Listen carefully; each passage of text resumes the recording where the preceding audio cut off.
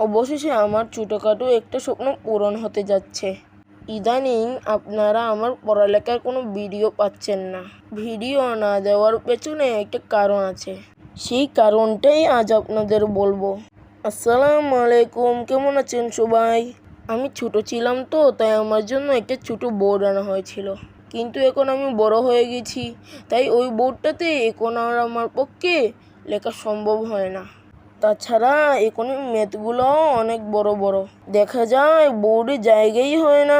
তাছাড়া একটু বড় প্রবলেমও হলো, আমি যখন বোর্ডে লিখতে যাই তখন আমি লিখতে পারি না। আমি বড় হওয়াতে বোর্ডটা একটু নিচে পড়ে গেছে। লিখতে গেলে আমাকে অনেকটা নিচু হয়ে লিখতে হয়, যেটা আমার জন্য অনেক প্রবলেম হয়ে দাঁড়িয়েছিল। তারপর অনেক ভেবে ভাবলাম একটা বড় বোর্ড আনি। আগের বোর্ডটা বাবা সেটিং করে দিয়ে গিয়েছিলেন, কিন্তু এখন কাকে দিয়ে বোর্ড কিনাবো সেই ভাবনায় পড়ে গেলাম। অনেককেই বললাম বোর্ড কিনে দেওয়ার জন্য। তারপরে মা একদিন আমার স্যারের সাথে যোগাযোগ করলেন। তখন স্যার আমাদেরকে বোর্ড কেনার জন্য একটা জায়গা দেখিয়ে দিলেন।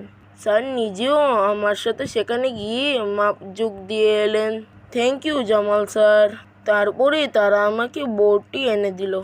তারপরে তারা আমাকে ফোন দিল যে বোর্ড রেডি, গিয়ে নিয়ে আসার জন্য। আমিও খুশি মনে চলে গেলাম বোর্ড আনার জন্য। সাথে করে একটা টমটম নিয়ে গেলাম। তারপর অনেক কষ্টে বোর্ডটা টমটমে উঠালাম। আমি অবশ্য একা পারিনি, আমাকে অনেকে বোর্ডটা উঠানোর জন্য সাহায্য করেছেন। বোর্ডটা তো বাসায় নিয়ে আসলাম, এবার ফিটিং করার চিন্তা। কয়েকদিন বোর্ডটা বাসায় পড়ে রইল।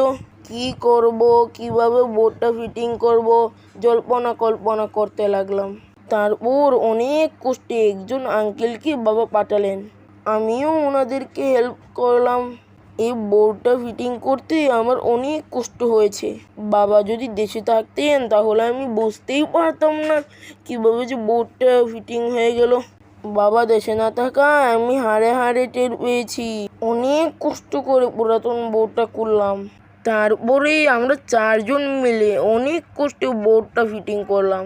কোনো কাজই আসলে সহজ না। অবশ্য ভালো কিছু পেতে হলে তো কষ্ট করতেই হবে, কষ্ট ছাড়া নাকি কেষ্ট মিলে না। এর মধ্যে তো আমার ছোটো বড় যন্ত্রণা আছেই। কিছু পারে আর না পারে মধ্যখানে এসে জ্বালাবি। যাই হোক, অবশেষে অনেক কষ্টে বোর্ডটা ফিটিং হলো। আমার এই নতুন বোর্ডটা আপনাদের কাছে কেমন লাগছে? আমি কিন্তু খুব এক্সাইটেড। আশা করি খুব দ্রুতই আমি এই বোর্ডে বিভিন্ন ধরনের ম্যাথ সলভ করব। আর আমাকে হেল্প করার জন্য আমার মা তো আছেনই।